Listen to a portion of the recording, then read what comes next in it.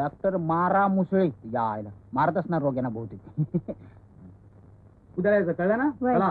काय रे आजारी होतो रे कशाला एवढं जागरण करायचं रात चौकात? डॉक्टर मुसळे तुम्हीच काय? लगेच आले आपण मी कशा अभि तपासतोय ना, मध्ये बोलू नका. रोगी म्हणून आलात ना माझ्याकडे तुम्ही? निरोगी म्हणून आलोय हो. मग चालते व्हा. आपण तुम्ही निवडणुकीला उभे राहणार असं समजलं म्हणून आलो होतो. तुम्हाला कळलं तर थांबा. काय झालं? निवडणुकी संबंधी काही बोलायचं असेल तर पहिले त्या टेबलावरून खाली उतरा आणि आणि त्या खुर्चीत बसा. म्हणजे एवढ्या खालच्या लेवलला जाऊन बोलायचं. रोग्याचा संबंध टेबलाशी आणि निवडणुकीचा संबंध खुर्चीशी. मला पहिल्यांदा कळलंच नाही. लय भारी विचार होते तुमचे. बोला. तुम्ही निवडणुकीला उभं राहताय असं कळलं. मला पण निवडणूक लय आवडते. मला लोकशाही आवडते. यायला द्या टाळी. तुमचं आमचं जमलं त्या पॉइंट वर. तुम्ही याच गावचे का? एवढं चेहऱ्यावर वाईट दिसत तसं नाही. मी आपला तो हा इकडचा हे तराळवाडीचा. लोकशाहीसाठी तुमच्याकडे आलो. माझ्याकडे म्हणजे काय? लोकशाहीच्या निवडणुका म्हणलं की आपण कुठं बी धावत जातो. त्यातून म्युन्सिपाल्टीच्या निवडणुका काय खायचं काम आहे काय? मग तुम्ही आम्हाला निवडून आणणार तर? तेवढ्यासाठी तर इथं आलो.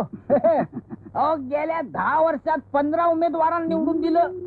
तुम्ही 16वे. म्हणजे काय ते निवडणुकीचं टेक्निक पूर्ण माहिती आहे ना. तुम्ही फक्त एवढा करा, या कामासाठी तुम्ही आम्हाला काही पैसे 100 रुपये जास्त नाही, बाकी समजा आपण बघून घेतो. तुम्ही 10,000 रुपये खर्च करणार असाल. अहो ती तयारी ठेवलेलीच आहे. मग तुम्ही निवडून आलाच म्हणून समजा. अहो तुम्हाला असं नक्की वाटतं का? तर अहो काय सांगू तुम्हाला. आता आणि काय सांगताय? अहो 5 वेळेला प्रयत्न केला, 5वी वेळेला पडलो. आणि काय होणार आहे दुसरं? नाही म्हणजे या टायमाला असं नाही होणार. आयुष्यात एक महत्वाकांक्षा आहे, म्युन्सिपाल्टीत निवडून यायचं. बघून घ्या या वेळेला सक्सेस मिळतंय का नाही ते. 100 रुपयात 100 रुपयात 100 रुपये.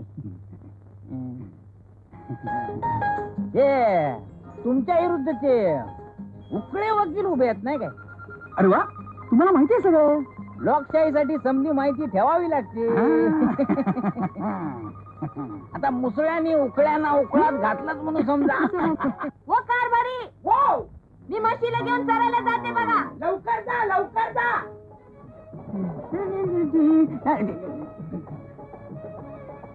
कुठं निघाला सकाळी सकाळी? अगं त्या नाम्याच्या सासऱ्याचा रंगवाल दिलेला पटका नाही काय, तो त्याला द्यायला चालू.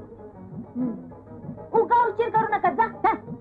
काही येणार काय? मी आत्ता गेलो तो आत्ता आलो. कसला उशीर?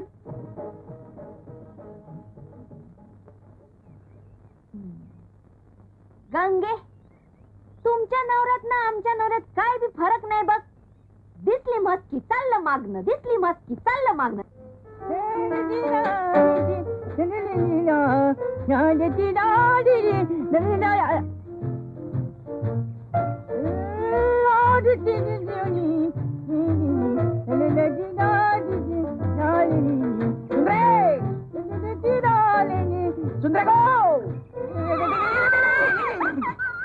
बाईकडे यायचं म्हणजे लय घसरत यावं लागतंय. सुंदरेगाव कोण हा? तू नुकतीच आंघोळ झालेली दिसतीये. होय, आत्ताच झाली. यायला उशीर झाला मला यायला. सावट कुठला? बस बघू. आंघोळ झाली की बाई फुलावानी टवटवीत दिसते. एकदम वास घ्यावंसं वाटतो. बस इकडं. काय रे, आज सकाळी सकाळी खडी साखर तोंडात धरून आलाय. मग तुझ्या वाचून काही चैन पडतंय काय मला? तर बायकोला बी घरात असं सांगत असेल. बायकोची गोष्ट वेगळी आहे. आमची बायको म्हणजे घरातला पाण्यानं भरलेला माठ. कवा बी हाताशी येतोय. बोलण्यात लई हुशारी दावतोस. कशाला आला होता सकाळी सकाळी? हे तालुक्याच्या गावाला निवडणुका झाल्या. झाले असते. मला कशा पैसे सांगतो? हे आमच्या उमेदवारानं मतदारांनी थाळ्या आणि लुगडी वाटली. ते वाटण्याचं काम माझ्याकडेच होतं ना. बरं, मी तुला पण मतदार बनवली आणि तुझ्यासाठी तुझ्या काय शोधतोस? मी येतो ना, पिशवी आणली तुझं बरोबर. ही काय पिशवी खांद्यावर? तर याच्यात ना मी लुगडा आणि थाळ्या आणल्या. तुकाराम शेठ, तुमच्यासारखा दोस्त नाही गावायचा. बघू बघू लुगडा द्या इकडे. तुझ्यासाठी या खाकऱ्या, हे लुगडं, तुला काय लाज वाटते का? मी तुला आपला समजत होते. काहीतरी घोटाळा झालाय. उचल त्या चिंध्या, चालायला लाग. पुन्हा थोबाड राखू नकोस. ए सटवे, गाव भवाने तुझं थोबाड एकाच दोन करून ठेवीन. कुणाला बोलतेस का तू? शेणात पाय पडला असता ते तो माझा नवरा हे मात्र तुझं बरोबर आहे. ही जमिनीच्या बाईच ऐकून घेताय आणि मला पाण्याचा मान म्हणताय. नाही हे समजा मीच ठेवलंय. बघूया माझं कोण काय करतायत ते. बघितलं तुझ्या ए भवाने, ही भासून ठेवीन तुझ्या बिक्या म्हणलीस तर. अरे जा, अशा लय बघितल्यात म्या.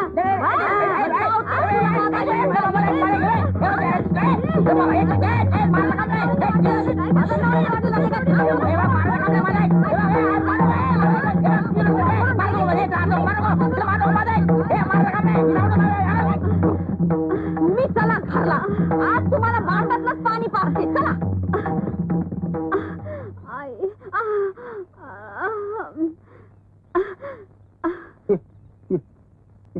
मस्त बांधा. बंद.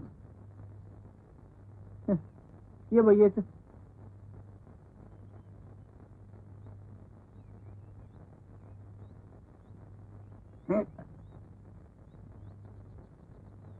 यायला नको त्या वेळेला बाई येईल आणि समजा सत्यानाश झाला. नशीब तुझ्या बरोबर मलाही गोट्यात नाही बांधला.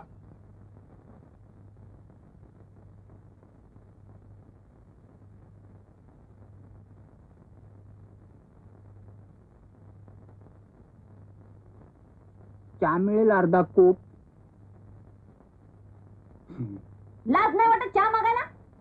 त्या सुंदरीने नाही चहा दिला. आणि काय हो, किती वेळा सांगितलं तुम्हाला? हा, जरा परपंचात लक्ष घाला, काहीतरी कामधंदा करा. झालं तुझं पुन्हा सुरू. तुझं चहा नका आणि काय नका मला. मी चाललो. बाहेर जाऊन तर बघा. नाही तांगडा तोडला तर नावाची धुरपदाच नवा. बायको आहे का खाटकी नाही? हा, बायकोच आहे. आणि ती बी लफडेबाज नवऱ्याची. तवा हातात चाबूक घेऊनच मला संसार करायला पाहिजे. चला मुकटाने हातात खराटा घ्या आणि म्हशीचा गोटा साफ करा. पण गोटच. आणि गोटा साफ झाला की 5 पेंड्या वैरण तोडून ठेवायची. पण वैरण आंबोण तयार करून ठेवायचं. आणि ते खायचं. पण एवढी तेवढी कामा उभीच करायची. बर. बायकोची बदनामी करीत गावभर फिरणारा तुमच्यासारखा बिनकामाचा नवरा अख्खा दुनियेत नाही सापडायचा. चला गोट्या. जातो. बघताय ना वा, कमाल आहे तुमची. जाताय ना? जातो की. जायलाच पाहिजे. आणि काय जायलाच पाहिजे. दोन्ही करून आम्हालाच मार.